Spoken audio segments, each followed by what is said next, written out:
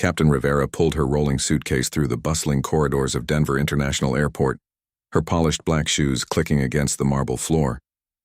The familiar weight of her pilot's cap sat perfectly on her head, and her navy blue uniform bore the 4 golden stripes that marked her rank.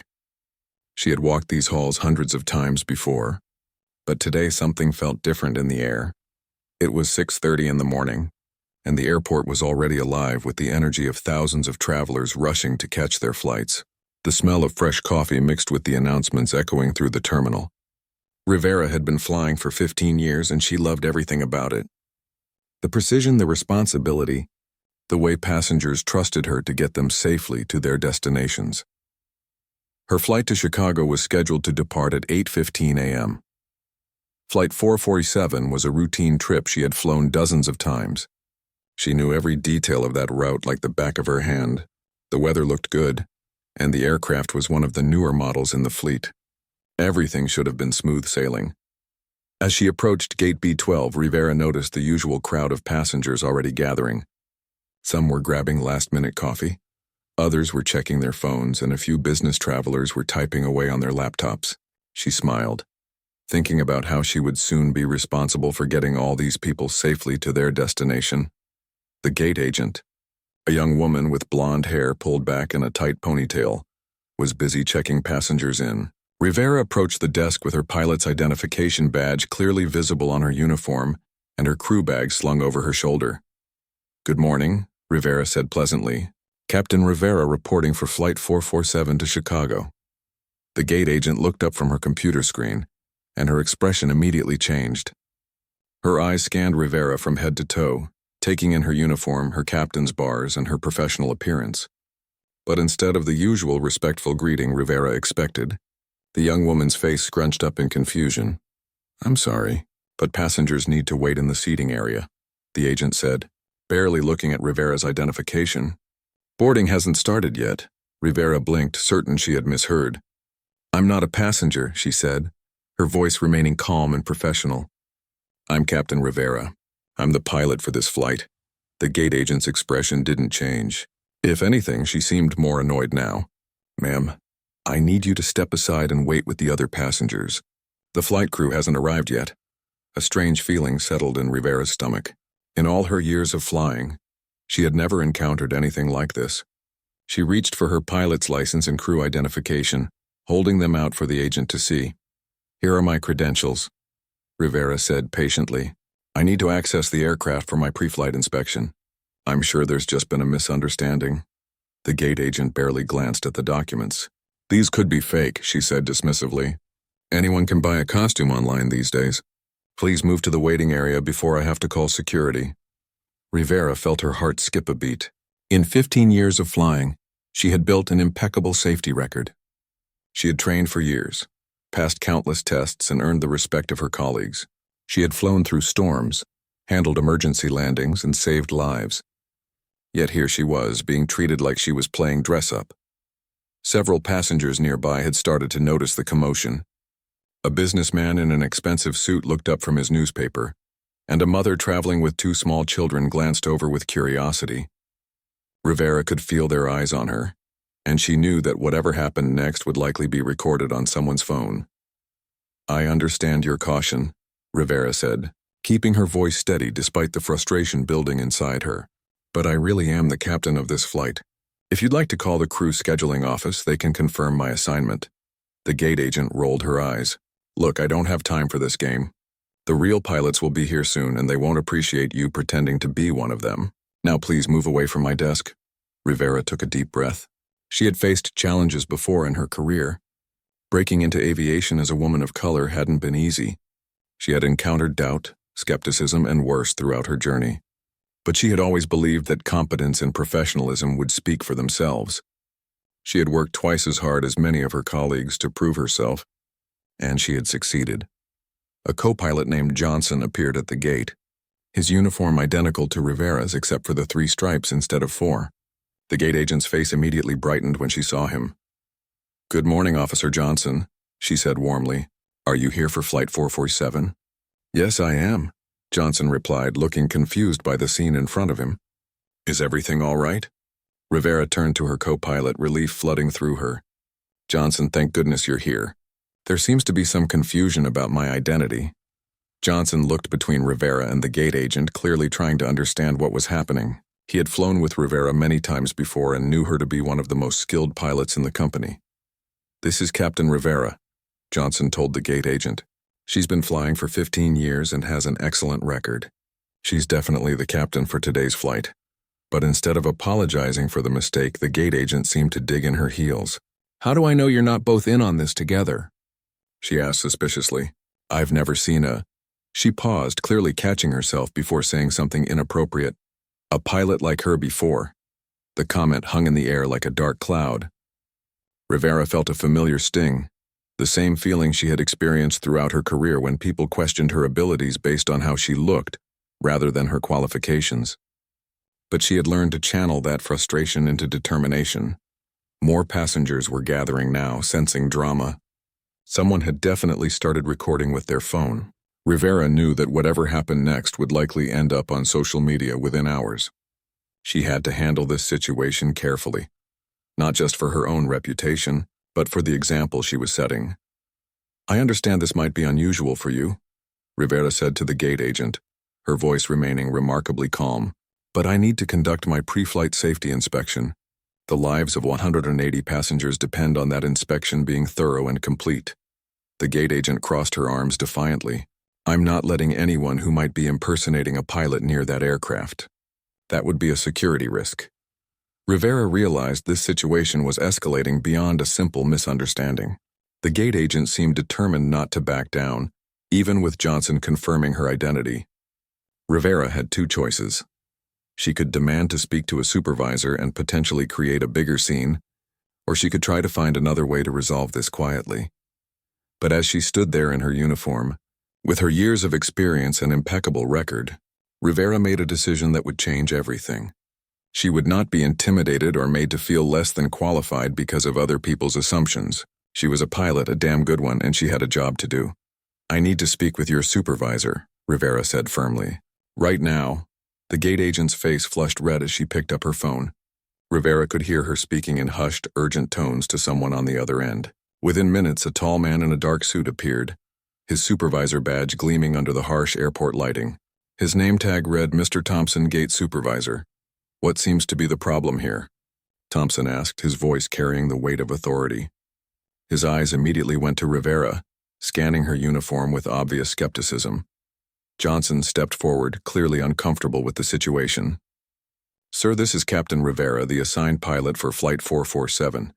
There seems to be some confusion about her credentials." Thompson looked Rivera up and down, his expression unreadable. "I see," he said slowly. "And you claim to be a pilot?" The word claim hit Rivera like a slap. After 15 years of flying, after all the training, the certifications, the perfect safety record, she was still being treated like she was pretending to be something she wasn't. "I don't claim to be anything," Rivera replied, her voice steady but firm. "I am Captain Rivera. I'm rated on this aircraft type, and I'm scheduled to fly Flight 447 to Chicago this morning." Thompson held out his hand. "Let me see your identification." Rivera handed over her pilot's license, her company ID, and her medical certificate. Thompson examined them carefully, turning them over in his hands as if looking for signs of forgery. The process felt endless, and Rivera could sense the growing crowd of passengers watching the drama unfold. A teenager with her phone raised was clearly live-streaming the incident. An elderly couple whispered to each other, pointing in Rivera's direction. A business traveler shook his head in disgust, though Rivera couldn't tell if his reaction was directed at her or the situation itself. "These documents appear to be in order," Thompson finally admitted, though his tone suggested he wasn't entirely convinced. "But we've had issues with fake credentials before. I'm going to need additional verification." Rivera felt her patience wearing thin. "What kind of additional verification?" she asked. "I'll need to call the airline's crew scheduling office to confirm your assignment," Thompson said. "Until then, I cannot allow you access to the aircraft." The irony of the situation wasn't lost on Rivera. She was being prevented from doing the very job she had trained years to perform by people who had likely never set foot in a cockpit. But she also knew that creating a bigger scene might reflect poorly on her and potentially jeopardize her career. "Fine," Rivera said. "Make your call. But please understand that this delay is affecting our departure time, which impacts all these passengers." As Thompson stepped away to make his phone call, more airline staff began to gather. Word was spreading through the gate area that something unusual was happening. Rivera noticed flight attendants from other crews stopping to observe. Some with expressions of sympathy, others with curiosity. A young flight attendant named Lisa, who had worked with Rivera before, approached tentatively. "Captain Rivera? Is everything okay?" "Just a misunderstanding," Rivera replied, not wanting to involve Lisa in what was becoming an increasingly awkward situation. But Lisa wasn't buying it. She had flown with Rivera on several occasions and knew her to be one of the most professional and skilled pilots in the company. "This is ridiculous," Lisa muttered under her breath. "Everyone knows you're one of the best captains we have."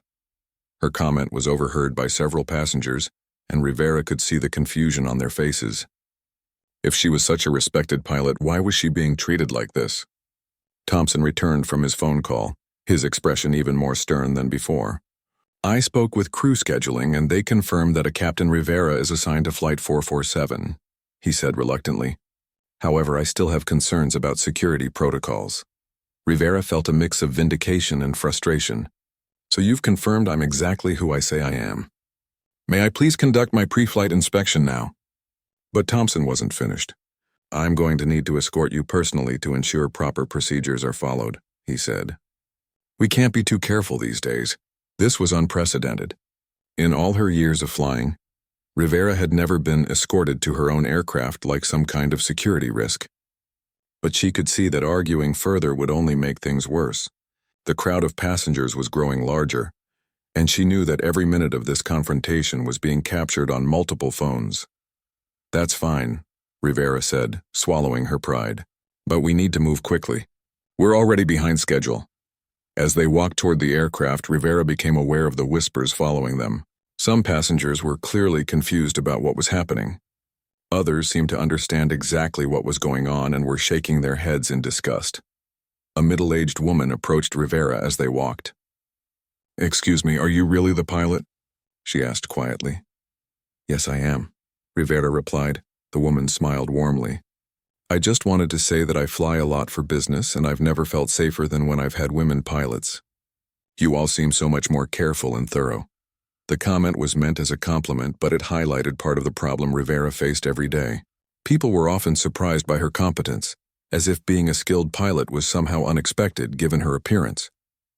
When they reached the aircraft, Rivera began her standard pre-flight inspection routine.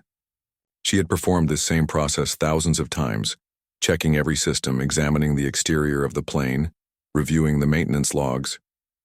It was second nature to her, but as she worked, she could feel Thompson watching her every move, as if waiting for her to make some mistake that would prove his suspicions correct. The scrutiny was unlike anything she had ever experienced, and it made what should have been a routine procedure feel uncomfortable and awkward. Johnson joined her for the inspection, and she could see the concern in his eyes. They had worked together many times, and he had never seen her treated with such suspicion and disrespect.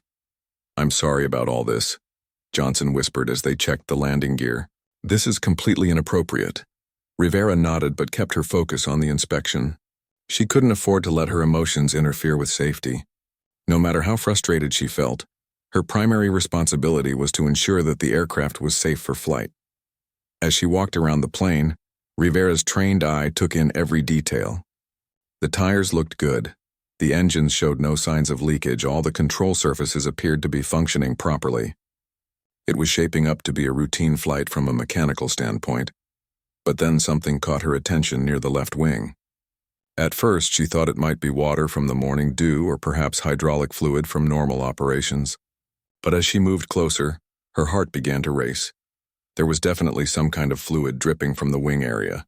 Rivera knelt down to get a better look, her years of training and experience immediately kicking into high gear. The smell hit her first. The distinctive odor of aviation fuel. This wasn't hydraulic fluid or water. This was jet fuel, and it was leaking from somewhere in the wing structure. Rivera's pulse quickened as she realized the potential implications of what she was seeing. She stood up quickly, her mind racing through the possibilities. A fuel leak could be anything from a minor maintenance issue to a catastrophic safety hazard. Depending on the location and severity of the leak, it could potentially lead to a fire or even an explosion. Rivera looked around for Thompson, who was still watching her with suspicious eyes. She needed to alert him immediately about what she had discovered, but given the way she had been treated all morning, she wondered if anyone would take her seriously. The safety of 180 passengers was now hanging in the balance, and Rivera realized that this morning's discrimination was about to become a matter of life and death. Rivera's heart pounded as she crouched beside the left wing, the unmistakable smell of jet fuel filling her nostrils. Her 15 years of experience had taught her to trust her instincts, and right now, every instinct was screaming that something was seriously wrong. The fuel was definitely leaking, forming a small but growing puddle on the concrete below the aircraft. Rivera traced the leak with her eyes, trying to determine its source. It appeared to be coming from somewhere near the wing root, where the wing connected to the fuselage. This was one of the most critical areas of the aircraft, containing fuel lines, electrical systems, and structural components. She pulled out her flashlight and aimed it at the area, trying to get a better view. The leak seemed to be more than just a minor seepage. This was a steady drip that had already created a puddle about the size of a dinner plate. Rivera's mind raced through the implications. Jet fuel leaks weren't just environmental hazards, they were potentially deadly. Fuel vapor could ignite from the smallest spark, whether from static electricity, electrical systems, or even a passenger's phone. During takeoff, when the engines were running at full power and generating enormous heat, a fuel leak could turn into a fireball in seconds. Rivera stood up and looked around for Thompson, who was still standing nearby with his arms crossed, watching her every move like she was some kind of imposter. The irony of the situation was almost overwhelming. The very people who had been questioning her qualifications were about to need those qualifications to save lives. "Mr. Thompson," Rivera called out, her voice urgent but controlled. "I need to speak with you immediately." Thompson approached with obvious reluctance, as if he suspected she was about to try some new trick to gain his sympathy. "What is it now?" he asked impatiently. "We have a fuel leak," Rivera said, pointing to the area under the wing. "This aircraft cannot fly in this condition." Thompson looked where she was pointing, and Rivera could see him trying to process what he was seeing. "That's just water," he said dismissively. "It's probably from the morning dew." Rivera felt a surge of frustration. "Sir, I've been flying for 15 years. I know the difference between water and jet fuel. This is definitely fuel, and it's a significant safety hazard." Thompson knelt down and sniffed the air near the puddle. Even he couldn't miss the strong smell of aviation fuel. But instead of acknowledging the seriousness of the situation, he seemed to become even more suspicious. "How do I know you didn't cause this leak yourself?" Thompson asked, his voice accusatory. "Maybe you're trying to sabotage the flight to cover up the fact that you're not really qualified to fly."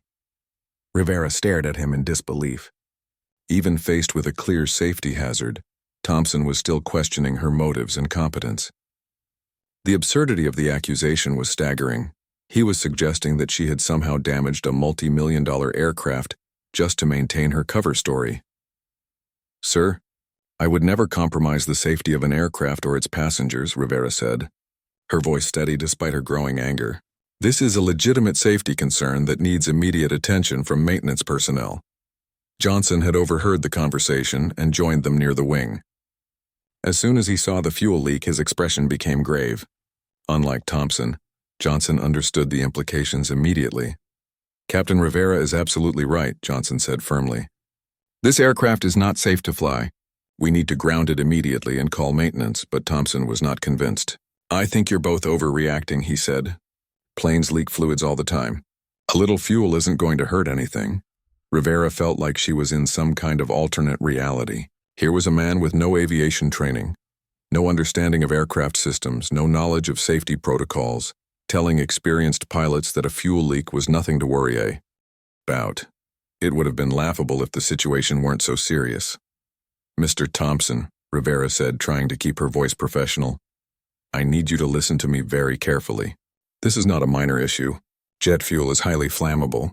During takeoff, when the engines are operating at high temperature, this leak could ignite and cause a catastrophic fire or explosion." She could see some doubt creeping into Thompson's expression, But he wasn't ready to back down completely. Even if there is a small leak, he said, we can't just cancel flights because of every little problem. Do you have any idea how much it costs the airline when flights are delayed or canceled? Rivera couldn't believe what she was hearing. Thompson was actually suggesting that they should risk the lives of 180 passengers to avoid the cost of a flight delay. The conversation was surreal, like something from a nightmare. The cost of a delay is nothing compared to the cost of human lives, Rivera said, her voice rising slightly despite her efforts to stay calm. I am grounding this aircraft effective immediately. Thompson's face turned red with anger. You don't have the authority to ground anything, he snapped. I'm the gate supervisor and I say this flight goes out on schedule. Rivera looked at Johnson, who nodded his support. As the captain, Rivera did have the authority to refuse to fly an aircraft she deemed unsafe. It was one of the most important responsibilities of a pilot. The final decision on whether a flight was safe always rested with the captain. But she also knew that exercising this authority would likely end her career with this airline. Thompson would file a report claiming that she had caused unnecessary delays and costs by grounding a perfectly safe aircraft. Her morning's confrontation would be used as evidence that she was difficult to work with and potentially unstable. As Rivera wrestled with this decision, passengers began boarding the aircraft. They walked past the fuel leak, unaware of the danger they were potentially walking into. Rivera watched families with small children, elderly couples, business travelers, all trusting that the airline would not put them in danger. A young mother carrying a baby passed by, chatting happily with her husband about their vacation plans. A group of college students laughed together as they headed toward the plane, excited about their trip. None of them had any idea that their pilot was being prevented from ensuring their safety by people who cared more about schedules than lives. Rivera made her decision. She pulled out her phone and dialed the airline's maintenance department directly. This is Captain Rivera at Gate B12, she said when someone answered. I have an aircraft with a significant fuel leak that needs immediate attention before it can return to service. Thompson tried to grab the phone from her hand. You can't do that, he hissed. I'm in charge here. But Rivera moved away from him, continuing her conversation with maintenance. The leak appears to be coming from the left wing root area. I estimate about a quarter cup of fuel has already leaked onto the ground, and it's continuing to drip. She could hear the maintenance supervisor taking notes on the other end of the line. We'll send a team right away, Captain, he said. Don't let anyone near that aircraft until we can assess the situation. Rivera hung up the phone and turned to face Thompson, who looked furious. Maintenance is on their way, she said. This aircraft is officially grounded until they can determine the cause of the leak and fix it. Thompson pointed an angry finger at her. You've just cost this airline thousands of dollars, he said. I'm going to make sure there are consequences for this stunt. Rivera looked him straight in the eye. The only consequence I'm worried about, she said quietly, is making sure 180 people get home safely to their families tonight. Within minutes of Rivera's call, maintenance crews were rushing across the tarmac toward the aircraft. Rivera felt a small sense of relief as she watched the professionals approach. Finally, people who would understand the seriousness of what she had discovered. The lead maintenance supervisor, a grizzled veteran named Pete who had been working on aircraft for over 20 years, arrived with his team and immediately got to work examining the fuel leak. Rivera watched as he knelt down, sniffed the fluid, and began tracing the source of the problem. Captain Rivera made the right call, Pete announced after just a few minutes of inspection. This isn't just a minor seepage. We've got a cracked fuel line that's getting worse by the minute. Thompson, who had been hovering nearby with increasing anxiety, stepped forward. How long will it take to fix? He demanded. We have a schedule to maintain. Pete looked at him with the kind of expression reserved for people who ask stupid questions. This plane isn't going anywhere today, he said bluntly.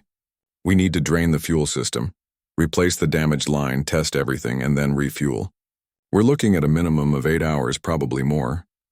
Rivera felt vindicated, but she also noticed something else that made her blood run cold.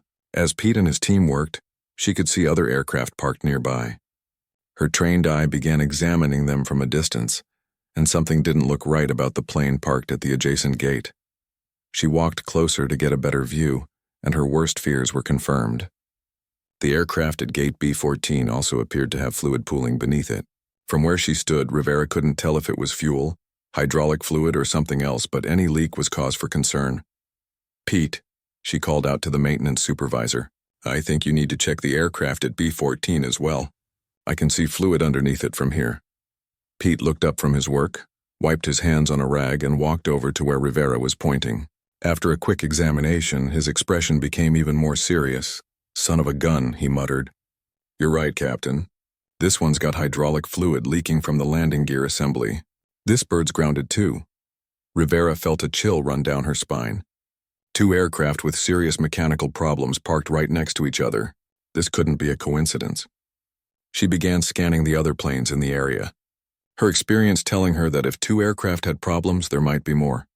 "Pete, I think we need to inspect all the aircraft in this section," Rivera said urgently. "If we have two planes with leaks, there might be a systemic problem." Thompson, who had been growing more agitated by the minute, finally exploded. "Now you're just being paranoid," he shouted. "You've already cost us 2 flights. I'm not going to let you shut down the entire terminal based on your wild theories." But Pete was already thinking the same thing Rivera was. In his 20 years of maintenance work, he had seen situations where multiple aircraft were affected by the same issue: bad fuel, faulty parts from the same manufacturer, or environmental factors that could impact multiple planes. "Actually, Mr. Thompson, the captain might be onto something," Pete said. "These planes were both serviced yesterday by the same crew using the same equipment. If there was a problem with the fuel truck or the hydraulic service unit, it could have affected multiple aircraft." Rivera felt her heart racing as the implications became clear. If there was a systemic problem affecting multiple aircraft, they could be looking at a disaster of unprecedented proportions. Planes taking off with fuel leaks, hydraulic failures, or other critical problems could result in multiple crashes, potentially killing hundreds of people. "We need to ground every aircraft that was serviced yesterday," Rivera said firmly. "And we need to do it now." Thompson looked like he was about to have a stroke.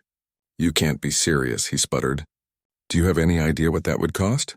We'd have to cancel dozens of flights, strand thousands of passengers, and save potentially hundreds of lives," Rivera finished. "Mr. Thompson, I don't think you understand what we're dealing with here. If multiple aircraft have safety issues and we let them fly, we could be looking at multiple crashes." Pete was already on his radio, calling for additional maintenance crews to inspect the other aircraft in the area. Rivera could hear him explaining the situation to his supervisor, requesting immediate safety inspections of all planes that had been serviced the previous day. As the maintenance crews spread out across the tarmac, Rivera made another difficult decision. She pulled out her phone and dialed the air traffic control tower directly. "This is Captain Rivera," she said when the controller answered. "I need to speak with the tower supervisor immediately. We have a potential safety emergency affecting multiple aircraft." Thompson tried to grab her phone again, but Johnson stepped between them. "Let her do her job," Johnson said firmly. "She's trying to save lives." Rivera was connected to the tower supervisor, a veteran controller named Mike, who had worked at Denver International for over 15 years. She quickly explained the situation: the fuel leak on her aircraft, the hydraulic leak on the adjacent plane, and her concerns about other aircraft that might be affected. "I'm recommending an immediate ground stop for all aircraft serviced yesterday until they can be properly inspected," Rivera said. "We could be looking at multiple safety issues." There was a pause on the other end of the line as Mike processed what he was hearing. "Captain, that's a serious recommendation. A ground stop would affect dozens of flights and thousands of passengers." "I understand the implications," Rivera replied. "But if even one of these aircraft crashes because we failed to act on what we know, the consequences will be far worse than flight delays." Rivera could hear Mike consulting with other controllers and supervisors in the background. She knew she was asking for something unprecedented, essentially shutting down a section of one of the busiest airports in the country, based on her observations and instincts. After several tense minutes, Mike came back on the line. "Captain Rivera, based on your report and the maintenance supervisor's confirmation, we're implementing an immediate ground stop for all aircraft in Terminal B that were serviced yesterday. No departures until further notice." Rivera felt a wave of relief wash over her, but she also knew that her career was likely over. Thompson was pacing back and forth, speaking angrily into his phone, probably reporting her to airline management. She had just made a decision that would cost the airline millions of dollars and strand thousands of passengers. But as she watched the maintenance crews working their way through the terminal, checking aircraft after aircraft, Rivera knew she had made the right choice. The safety of passengers had to come first, no matter what the cost. Within an hour, Pete's team had found problems with 4 more aircraft, 2 with fuel leaks similar to Rivera's plane, and 2 others with hydraulic issues. Every single plane that had been serviced by the same crew the previous day had some kind of safety problem. As the scope of the issue became clear, Rivera realized that her quick thinking and willingness to stand up to Thompson had potentially prevented a catastrophe. If even one of those planes had taken off with a fuel leak, it could have resulted in a crash that would have made headlines around the world. But she also knew that the real test was yet to come. The media would soon pick up the story, and Rivera would have to defend her actions to airline management, federal investigators, and the public. The discrimination she had faced that morning was about to become part of a much larger story about aviation safety and the importance of listening to experienced professionals, regardless of what they looked like. By noon, Denver International Airport's Terminal B looked like a scene from a major disaster movie, except this time, disaster had been prevented rather than experienced. Federal Aviation Administration investigators swarmed the area, examining the 6 aircraft that had been grounded. News trucks lined the airport perimeter, their satellite dishes reaching toward the sky like mechanical flowers seeking sunlight. Rivera sat in the airport's operations center, watching the chaos unfold through the large windows. Her phone had been ringing constantly with calls from reporters, airline executives, and aviation safety organizations, but she wasn't ready to talk to the media yet. She was still processing everything that had happened. The FAA's preliminary report was damning. The maintenance crew that had serviced the aircraft the previous day had been using contaminated hydraulic fluid and had improperly installed fuel line connections on multiple planes. The contamination had caused seals to fail, leading to the leaks Rivera had discovered. If those planes had taken off as scheduled, investigators estimated that at least 3 of them would have experienced catastrophic failures during flight. Pete, the maintenance supervisor, found Rivera in the operations center. His usual gruff demeanor had been replaced by something approaching awe. "Captain, I've been doing this for 20 years and I've never seen anything like what you pulled off today," he said. "That inspection you did probably saved 300 lives." Rivera nodded, still feeling overwhelmed by the magnitude of what had happened. "I was just doing my job," she said quietly. "Any pilot would have done the same thing." "No, they wouldn't have," Pete replied firmly. "Most pilots would have seen that first leak and called for maintenance. You saw the bigger picture. You realized this might be a systemic problem and acted on it, even when people were fighting you every step of the way." The people Pete was referring to were notably absent from the operations center. Thompson had been quietly reassigned to administrative duties pending a full investigation into his handling of the morning's events. The gate agent, who had initially refused to recognize Rivera's credentials, had been placed on immediate suspension. Word of Rivera's heroic actions had spread quickly through the aviation community. Pilots from around the world were calling her a hero. The Airline Pilots Association had issued a statement praising her quick thinking and professional courage. Aviation safety organizations were holding her up as an example of why diversity in the cockpit was crucial for safety. But Rivera was still thinking about the discrimination she had faced that morning. If Thompson and his staff hadn't spent so much time questioning her credentials and delaying her access to the aircraft, she might have discovered the problems even earlier.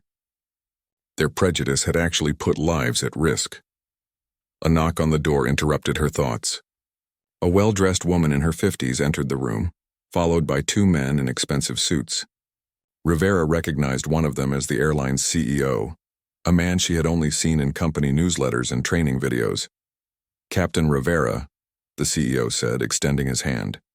"I'm David Chen, and I wanted to personally thank you for your actions today. You've not only saved lives, but you've probably saved our company from the worst disaster in aviation history." Rivera shook his hand, noting how different his treatment was from what she had experienced just hours earlier. "I appreciate that, Mr. Chen, but I have to ask, what are you going to do to make sure this kind of discrimination doesn't happen again?" Chen's expression became serious. "That's actually why I'm here. We're implementing immediate changes to our policies and procedures. All gate agents and ground supervisors will receive mandatory bias training within the next 30 days.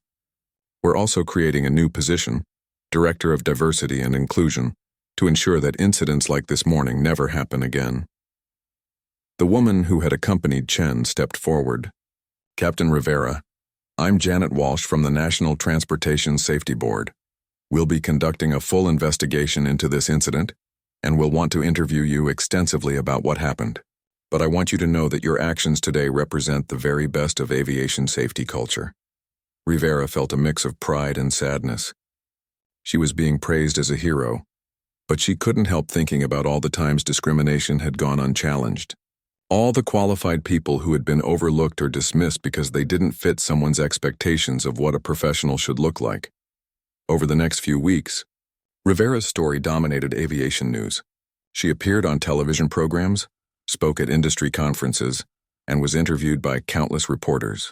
The incident had sparked a broader conversation about diversity in aviation and the importance of listening to qualified professionals regardless of their background. The airline passengers, whose lives Rivera had saved, began reaching out to her. A businessman from Chicago sent her a handwritten letter, thanking her for ensuring he made it home safely to his daughter's graduation. A young mother from Denver wrote to tell Rivera that her actions had allowed the family to safely attend their son's first baseball game in their new city. But perhaps the most meaningful response came from a group of young women studying aviation. They had created a scholarship fund in Rivera's name to help underrepresented students pursue careers in aviation.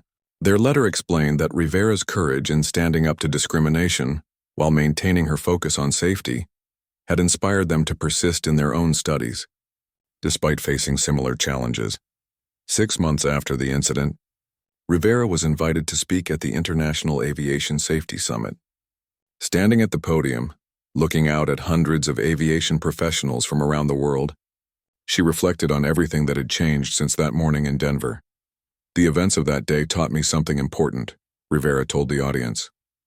Safety in aviation isn't just about following procedures and maintaining aircraft. It's about creating an environment where qualified professionals are respected and listened to, regardless of what they look like or where they come from. She paused, thinking about Thompson and the gate agent, about the passengers who had unknowingly walked past leaking aircraft, about the young women who were now inspired to pursue careers in aviation. Discrimination isn't just morally wrong, Rivera continued. In industries like aviation, where lives depend on the expertise and quick thinking of professionals, discrimination can literally be a matter of life and death. When we judge people based on appearances rather than qualifications, we don't just hurt individuals. We put everyone at risk. The audience erupted in applause, but Rivera wasn't finished. I want to be clear about something. I didn't prevent a disaster that day because I'm special or because I'm a hero. I prevented a disaster because I'm a pilot, a well-trained professional who was doing her job. The real tragedy would have been if discrimination had prevented me from doing that job. After her speech, Rivera was approached by dozens of aviation professionals, many of them sharing their own stories of discrimination and bias in the industry.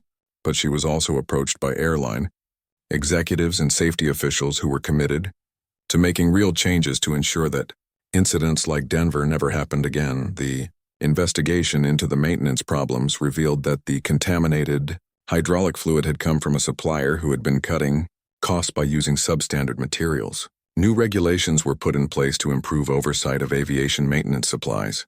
The maintenance crew involved in the incident was retrained, and new procedures were implemented to prevent similar problems in the future. As for Rivera herself, she continued flying, but she also became a powerful advocate for diversity and inclusion in aviation. She worked with airlines, flight schools, and aviation organizations to create programs that would encourage more women and minorities to pursue careers in the industry. But more importantly, Rivera's actions had sent a message throughout the aviation community.